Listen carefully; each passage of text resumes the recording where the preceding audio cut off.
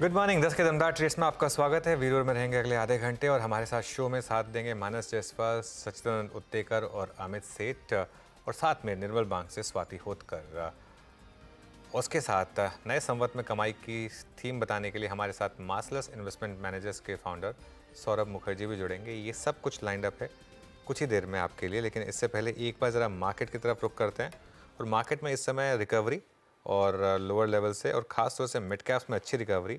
आज जो एक इंटरेस्टिंग चीज़ है, आप F&O के टॉप 5 गेनर्स देखिए, आप टॉप 6 कर दीजिए उसको। सारे PSUs, हिंदुस्तान कॉपर 5.5% ऊपर, BHEL 4.5% ऊपर, PFC 4.5% ऊपर, NMDC 3% ऊपर, REC 3% ऊपर, NTPC 2.5% ऊपर। उसके अलावा कुछ और स्टॉक्स, BEL भी ऊपर। उसके अलावा कुछ और स्टॉक्स जहां मोमेंटम, वहां Sun TV, Ramco cements, Eicher motors, Hindalco, Zee entertainment, Trent, ये कुछ स्टॉक्स हैं।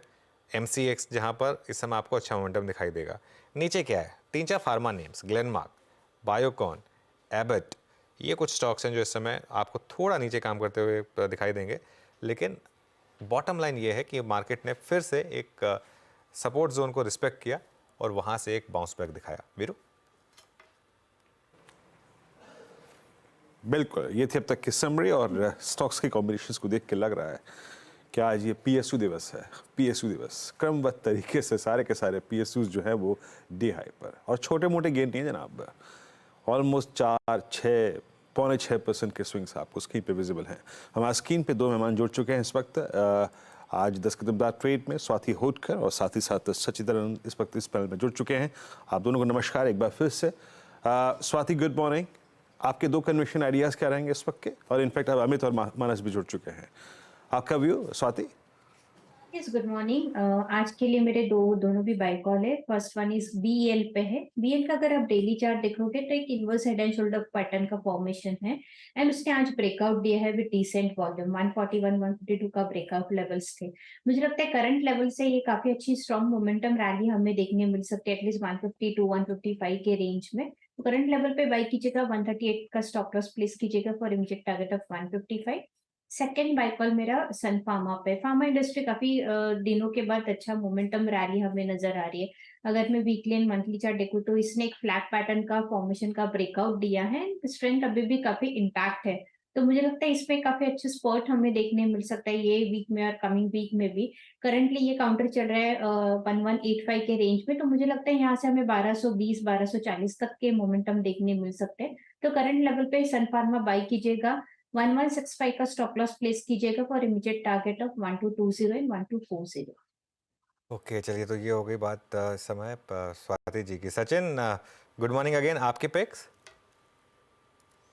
अनुज जी, मुझे लगा यहाँ पर थोड़ा सा मार्केट कंसोलिडेटिव रहेगा। इनफैक्ट जिस तरीके से निफ्टी ने वापस अपने 5 डे एक्सपोनेंशियल मूविंग एवरेज के आसपास सपोर्ट लिया है, वहां से थोड़ी सी रिकवरी नजर आ रही है। मुझे लग रहा है रेजिस्टेंस अभी काफी इंपॉर्टेंट होगा। 19,520 के आसपास का जो गैप डाउन मिला है, आई थिंक वो पार करना काफी इंपॉर्टेंट है। तो उसी लिहाज से मुझे लग रहा है यहाँ पर थोड़ा सा एक long short kind of combination रखना चाहिए through out the day. Longs पे मुझे लग रहा है जिस तरीके से स्ट्रक्चर है यहाँ पर एक्साइड का डेटा काफी इंटरेस्टिंग है। एक अच्छे कंसोलिडेशन ब्रेकआउट की तैयारी यहाँ पर हो रही है। जिस तरीके से ओवरऑल स्ट्रक्चर है, लगभग मुझे लग रहा है मोमेंटम 280 तक एक्सटेंड होना चाहिए पोजिशनली। इंट्राडे टारगेट होगा लगभग अराउंड 276 का। तो एक्साइड में खरीदारी करनी चाहिए। स्टॉप लॉस आप लगभग यहाँ से 268.50 के आसपास लगाए। And on the short side थोड़ा सा मुझे लग रहा है यहाँ पर आईटी पे थोड़ा सा दबाव है। वहां पर कोफोर्ज में जिस तरीके से इनिशियल मूव्स अनलॉक हुए थे, एक काफी इंपॉर्टेंट क्लस्टर सपोर्ट था 5100 का, ये इसने काफी कॉन्फिडेंटली पार किया था on the down side. And उसके बाद एक अच्छा पुल बैक मिल रहा है, तो मुझे लग रहा है ये पुल बैक अच्छी वापस अपॉर्चुनिटी हो सकती है फ्रेश शॉर्ट पोजीशंस ऐड करने के लिए। स्टॉप लॉस आप 5098 पे लगाए on the higher side, and नीचे मुझे लग रहा है वापस एक बार 5000 का लेवल रिविजिट होना चाहिए। ओके, कोफोर्ज पे आपका यहाँ पे नेगेटिव व्यू है और एक्साइड पे कंस्ट्रक्टिव पॉजिटिव व्यू 276 का लक्ष्य यहाँ पर। आईटी में वीकनेस है। निफ्टी आईटी अभी भी करीब 143 अंक नीचे ट्रेड करता हुआ। मानस, गुड मॉर्निंग वंस अगेन, और आपके दो trades. Good morning Virendra ji. देखिए मेटल माइनिंग क्षेत्र पे ही ध्यान है और हिंदुस्तान कॉपर की बात हुई थी जिसके टारगेट ऑलरेडी अचीव हो चुके हैं। एनएमडीसी में भी ध्यान देना चाहिए। देखिए यहाँ पर एक फ्रेश ब्रेकआउट हमने लास्ट सेशन में देखा था। आज कंटिन्यूएशन दिख रहा है और मेरा समझना है कि अब आपको एनएमडीसी में 182 182 तक के भाव देखने को मिल सकते हैं। तो 172 के स्टॉप लॉस से एनएमडीसी में खरीदारी कर सकते हैं। 182 तक के टारगेट पॉसिबल है। और दूसरा स्टॉक एनटीपीसी का है जहां पर आप करंट लेवल पे खरीदारी कर सकते हैं। यहाँ पर भी अगर आप देखिए तो 245 247 पे स्टॉक पे रेजिस्टेंस था, बट अब वो रेजिस्टेंस ब्रीच हो चुके हैं, वहां पर वॉल्यूम देखने को मिले हैं। तो करंट लेवल्स पे एनटीपीसी में भी खरीदारी करनी है। 146 का आपको स्टॉप लॉस लगाना है और 246 का रादर स्टॉप लॉस लगाना है और 255 की टारगेट सेट करना है। ओके, एनटीपीसी शानदार मूव यहाँ पर। अमित जी, आपकी फ्रेश ट्रेड्स? जी अनुज जी, इस समय स्कॉट्स पे थोड़ा सा गेम करना चाहूंगा। स्कॉट्स का अगर हम स्ट्रक्चर देखें तो काफी अच्छा लंबा खासा इसमें कंसोलिडेशन हुआ पिछले 10-15 दिनों से।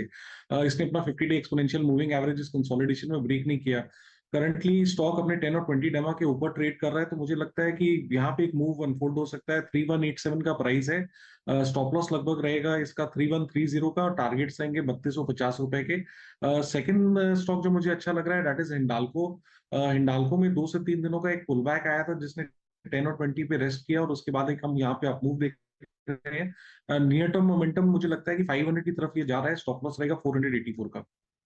ओके, चलिए, आप सबका बहुत बहुत शुक्रिया आज हमारे साथ जुड़ने के लिए, और एक बार फिर से आपको फेस्टिव ग्रीटिंग्स। एक छोटा सा ब्रेक ले रहे हैं।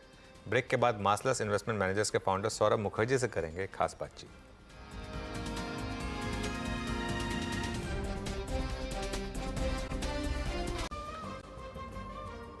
Welcome back.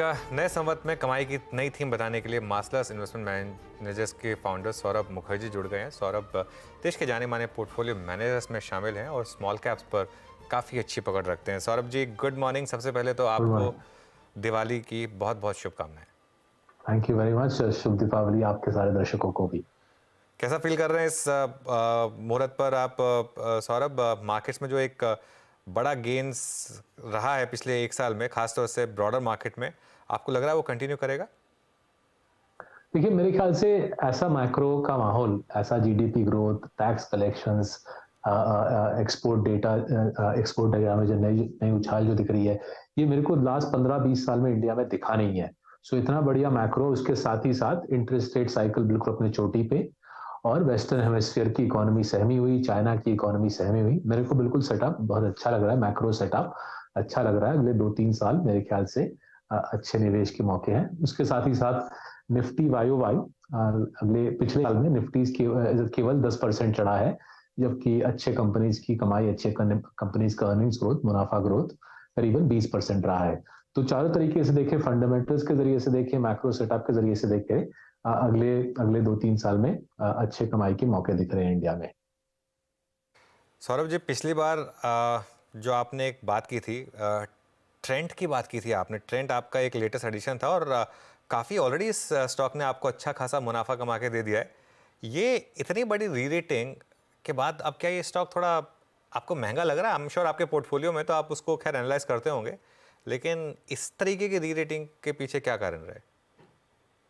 देखिए,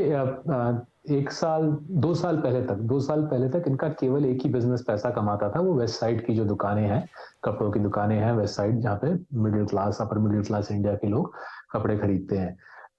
फिर करीबन 1-1.5 साल पहले इन्होंने अपना जो बजट क्लोथिंग है, वैल्यू रिटेलिंग का जो फॉर्मेट है, जहाँ पे 500-600 रुपए के प्राइसेस में कपड़े बेचे जाते हैं, जिसका नाम है जूडियो को उन्होंने प्रॉफिटेबल बनाया। और मेरे ख्याल से आगे आने वाले 2-3 क्वार्टर हैं, वहां पे खबर मिलेगी मेरे ख्याल से मार्केट को कि इनका जो ग्रोसरी फॉर्मेट है, स्टार बाजार, वो भी हमारा जो रिसर्च सजेस्ट कर रहा है कि स्टार बाजार में भी कमाई इनकी शुरू हो जाएगी। तो अगर एक कंपनी एक बिजनेस के बजाय 3 बिजनेस में पैसा कमाने लगे, तो जाहिर है अर्निंग्स ग्रोथ, प्रॉफिट ग्रोथ करीबन 50-60-70% पे भागता है। और अगर 50-60-70% पे ये कंपनी प्रॉफिट कंपाउंडिंग बरकरार रखे आगे वाले कई आते हुए सालों में, जो हमारी उम्मीद है, तो मेरे ख्याल से शेयर्स अभी भी काफी सस्ते हैं। थोड़ा सा अगर लोगों को कंपैरिजन दूं, टाइटन जो टाटा सन्स के ग्रुप का दूसरा हिस्सा है, टाइटन ने करीब लास्ट 20 साल में 2200 गुना कंपाउंडिंग दी है। सो जब शुरुआत हुई थी टाइटन की 2003 में, 2003 में जब ये कंपाउंडिंग की जर्नी की शुरुआत हुई थी तो केवल तब घड़ी से पैसे बनते थे। आज टाइटन घड़ी से नहीं, सिर्फ घड़ी से ही नहीं, ऑनलाइन रिटेलिंग, ऑफलाइन रिटेलिंग, तनियरा से भी पैसे कमाता है। तो उसी प्रकार से एक मेरे ख्याल से ट्रेंट में मल्टी ईयर स्टोरी है। एक के बाद एक नए अर्निंग्स इंजन्स की चालू होने की उम्मीद है, एंड इसीलिए हम ट्रेंट में पोजीशन बना के बैठे हैं। होपफुली कई साल तक ट्रेंट में पोजीशन बना के हमारे क्लाइंट्स के लिए कमाई करते रहेंगे। एक डिस्क्लेमर दे दूं, सारे ये स्टॉक जिनका जिक्र कर रहा हूँ उसमें मेरा पोजीशन है, मेरे पेरेंट्स का पोजीशन है मार्सेलस के जरिए से, और हमारे करीबन 10,000 क्लाइंट्स का भी पोजीशन है इन स्टॉक्स में। चलिए, ट्रेंड पे बातचीत हुई यहाँ पे। सौरभ जी नमस्कार, वीरेंद्र बोल रहा हूँ रेडी स्टूडियोज से। मैं आपके जो मिड कैप स्टॉक्स के सिलेक्शंस जो लास्ट टाइम भी काफ़ी इंटरेक्शन हुआ था, जिसमें रेनबो शामिल था, कृष्णा डायग्नोस्टिक शामिल था, उससे बातचीत हुई है। सौरभ जी, इस बार की अर्निंग्स को देखने के बाद कोई मैनेजमेंट जिससे आपकी बातचीत हुई हो, या फिर कुछ और स्टॉक्स जो कि आपने मिड कैप्स में ऐड किए हों, एक दो का उल्लेख अगर आप कर पाए तो? हाँ जी, तो जस्ट थोड़ा सा क्लैरिफिकेशन दूं, हमारे पास हमने लास्ट टाइम रेनबो और विजय डायग्नोस्टिक्स का डिस्कशन किया था विजेंद्र जी, और वो बिल्कुल वो स्टॉक्स हमारे पास पोर्टफोलियो में है, और विजय के Q2 नंबर्स स्पेशली काफी शानदार रहे हैं। आई थिंक पूरे पैथ लैब स्पेस में रौनक आ गई है। मेरे को कुछ समझ नहीं आया 2022 में लोगों को इतनी मायूसी क्यों हुई पैथ लैब स्पेस से। हमने तो दबा के खरीदा 2022 में, डॉक्टर लाल में पोजीशन डबल किया, विजय में भी बड़ा पोजीशन बनाया, और मेट्रोपोलिस में भी पोजीशन बनाया, और पैथ लैब स्पेस में धीरे धीरे रौनक वापस आ गई है। और कुछ हमने स्मॉल कैप, हमारा जो लिटिल चैम्प्स पोर्टफोलियो है, स्मॉल कैप पोर्टफोलियो, वहां पर हमने कुछ नए पोजीशंस और बनाए हैं। पीडीएस नाम का एक कंपनी है जिसमें हमने पोजीशन बनाया। पीडीएस का काम है विदेश में जो बड़े रिटेलर हैं जैसे कि वॉलमार्ट, जैसे प्राइमार्क, मेटलैन, ये इनके लिए कपड़े खरीद के देता है। बांग्लादेश से कपड़ों का प्रोक्योरमेंट करके ये वेस्टर्न वर्ल्ड के बड़े रिटेलर्स के लिए कपड़े प्रोक्योर करके देता है। करीबन 10-11 साल से कंपनी लिस्टेड है। अर्निंग्स कंपाउंडिंग लास्ट 3-4 साल शानदार रही है, 40-50% रही है, और इसका कारण यह है कि चाइना की अहमियत घट रही है।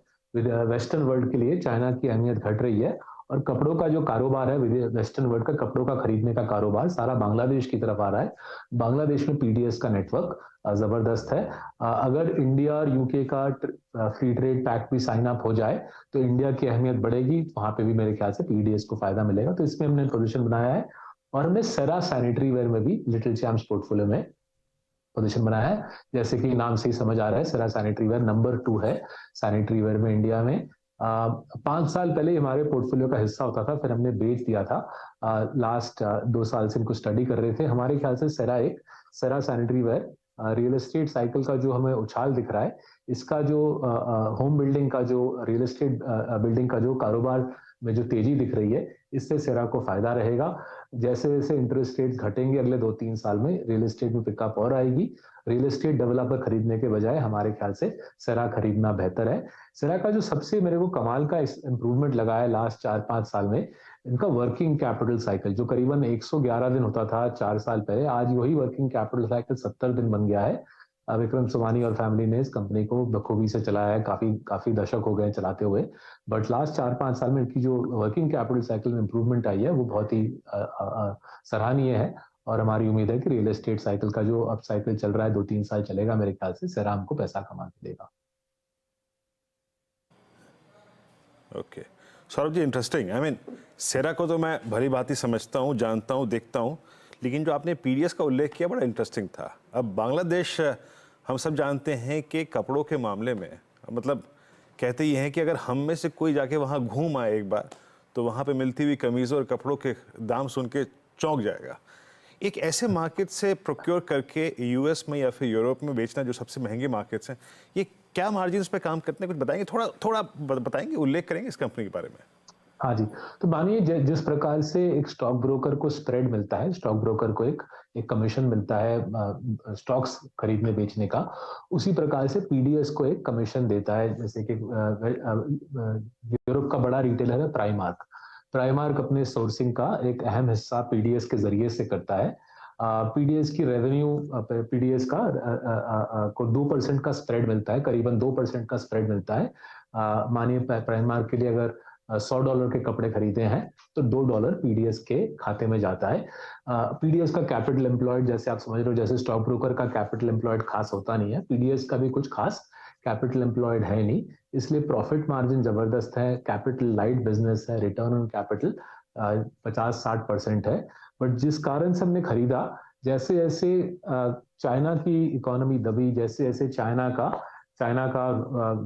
वेस्टर्न वर्ल्ड के साथ कश्मकश शुरू हुआ, हमको दिखा कि सोर्सिंग का जो बिजनेस है वो चेंज हो रहा है, वो चाइना से शिफ्ट होकर बांग्लादेश की तरफ ज्यादा बढ़ रहा है। पीडीएस का इसलिए बिजनेस में फायदा हुआ। कोविड के बाद अगर आप देखें लास्ट 4 साल में इनका प्रॉफिट कंपाउंडिंग 50-60% रहा है। इनका बिजनेस मॉडल बिल्कुल ऐसा ही रहा है करीबन 10 साल से, बट चाइना से जो स्विच हुआ है, जिसको चाइना +1 कहते हैं, उसका इनको फायदा रहा है। नाउ जैसे जैसे वेस्टर्न रिटेलर्स के साथ पीडीएस की अहमियत बढ़ रही है, पीडीएस अपना कारोबार उनसे बढ़ा रहा है। वो जाके बोल रहा है कि देखिए, हम आपके लिए सिर्फ सोर्सिंग ही नहीं, डिजाइन का काम भी संभाल सकते हैं। तो डिजाइन का काम संभाल सकते हैं तो मार्जिन और ज्यादा मिलती है। और कुछ रिटेलर्स के साथ पीडीएस बोल रहा है कि आपका हम पूरा का पूरा रिटेलिंग का कारोबार भी संभाल लेते हैं। ब्रांड आपकी है, ब्रांड आपसे खरीद के यूके में हम आपका पूरे के पूरे सारे दुकान चलाना शुरू करते हैं। तो काफी अलग अलग पहलू है इस कंपनी के। ये जो शेड फैमिली बिजनेस को चलाती है, करीबन 20-25 साल से वो इस बिजनेस में है। कंपनी की लिस्टिंग हुई 10-12 साल हुए हैं, बट लास्ट 3-4 साल में इनके बिजनेस को बढ़ावा मिला है चाइना के पिटाई के साथ साथ। और हमें उम्मीद है कि जो हमको खबर मिल रही है, वैसे मैं हाल ही में यूएस से वापस आ रहा हूँ, वहां पे अपने क्लाइंट से मिलके, चाइना का जो इकोनॉमी है बिल्कुल गड्ढे के अंदर जा रहा है। जैसे जैसे वो चाइना की पिटाई चालू रहेगी, मेरे ख्याल से पीडीएस का बोलबाला रहेगा, और इसलिए हमने स्टॉक में पोजीशन बनाया है। तो सौरभ जी, क्योंकि आप चाइना की बात कर रहे हैं, आप केमिकल्स में अभी ये जो डिप आई है इसमें कुछ बाय कर रहे हैं क्या? क्योंकि यहाँ पर आपको लग रहा है कि एक सेकेंड राउंड ऑफ रैली आएगी शायद।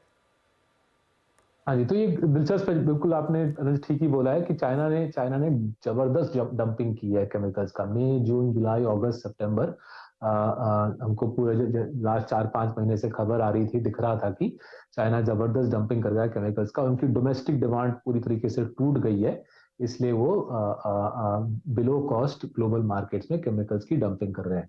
ना जहां तक समझ आ रहा है हमको, अक्टूबर के महीने में चाइना का प्राइस तोड़ने का सिलसिला रुक गया है। मतलब सितंबर के महीने में रुक गया है, अक्टूबर में प्राइसेस में कुछ हद तक स्टेबिलिटी दिखी है। और अगर ये चाइना का प्राइस तोड़ने का सिलसिला रुक गया है, शायद खत्म हो गया है, तो ये शायद अच्छा टाइम है टॉप क्वालिटी केमिकल कंपनीज में पोजीशन बनाने का। इसमें थोड़ा सा और हम सोच विचार कर रहे हैं, थोड़ा सा और अपने वेस्ट में अपने दोस्तों से बात करेंगे। बट ये सोच हमारे दिमाग से भी निकल रहा है कि अगर अक्टूबर में प्राइस स्टेबिलिटी दिख रही है और चाइना ने भाव तोड़ना रोका है, तो ये अच्छा मौका हो सकता है टॉप क्वालिटी केमिकल्स कंपनी में पोजीशन बनाने का। ओके सौरभ जी, बहुत बहुत शुक्रिया आज हमारे साथ जुड़ने के लिए, और आपको फिर से एक बार इस नए संवाद के लिए बहुत बहुत शुभकामनाएं। शुक्रिया। चलिए, ये बात होगी सौरभ मुखर्जी साहब। एक काम करते हैं, कल हमने एक खास बातचीत की एक बहुत खास मेहमान मार्केट वेटरन रमेश दवानी से। एक बार उसमें से एक रिकॉर्डेड चंक आपको सुना देते हैं जो कल ये खास बातचीत हुई थी।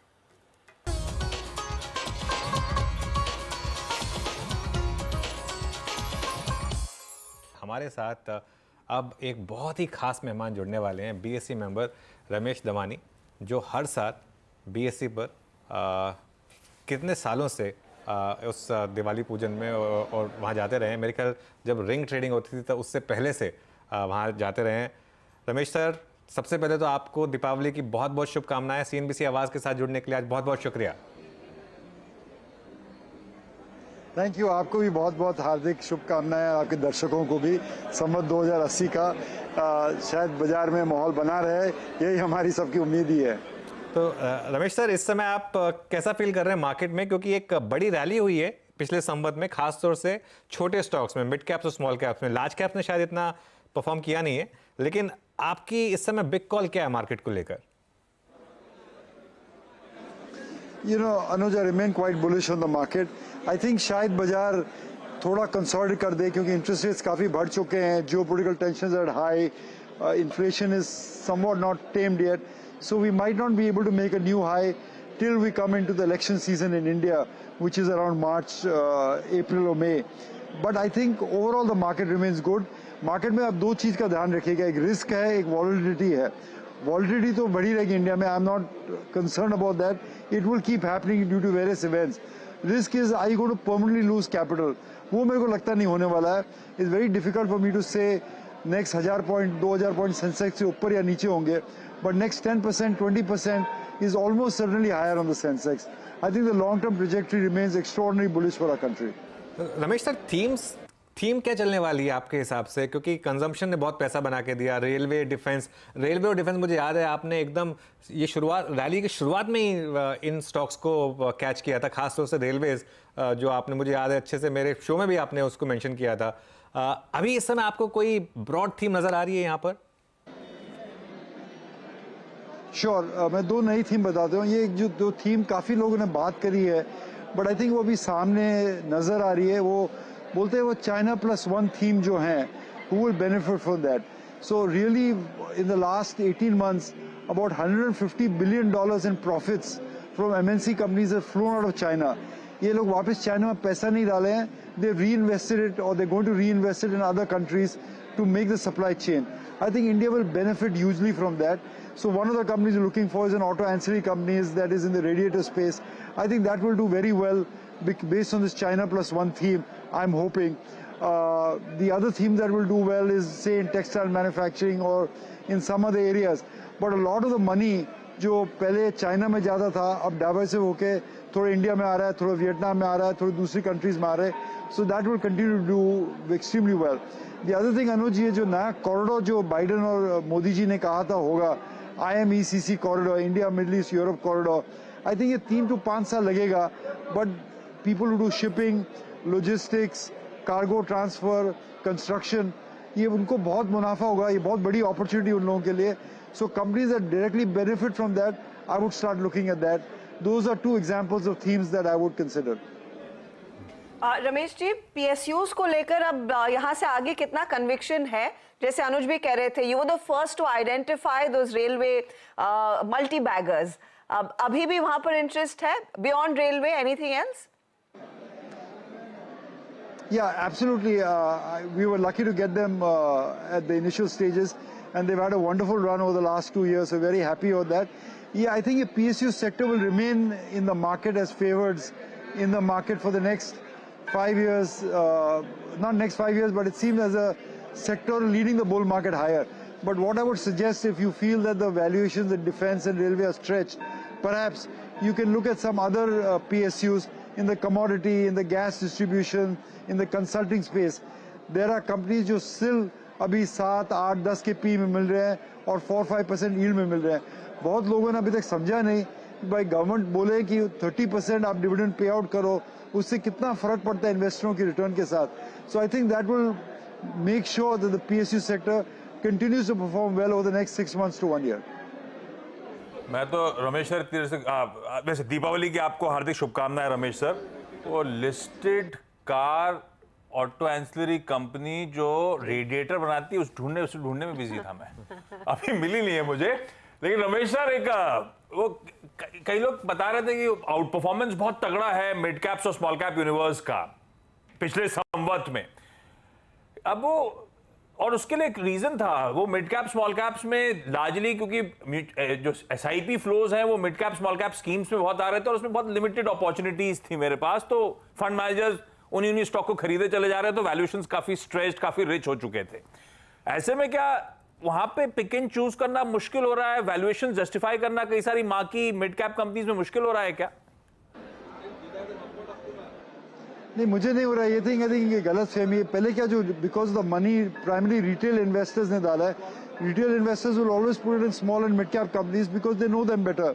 Foreign investors put in large cap companies because they are more research.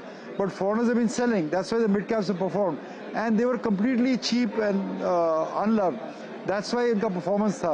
But मेरे ख्याल से there are quite a few, even as we speak, very reasonably priced mid cap and small cap companies.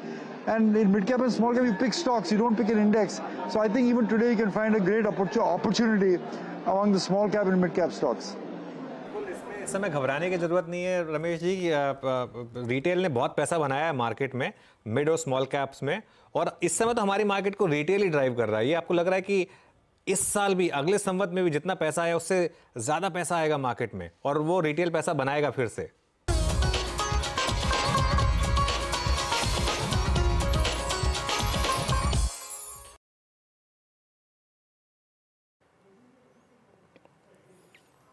जय, तो ये आप देख रहे थे खास बातचीत के अंश जो मुहूर्त ट्रेडिंग के दिन हुए थी रमेश धमानी जी के साथ।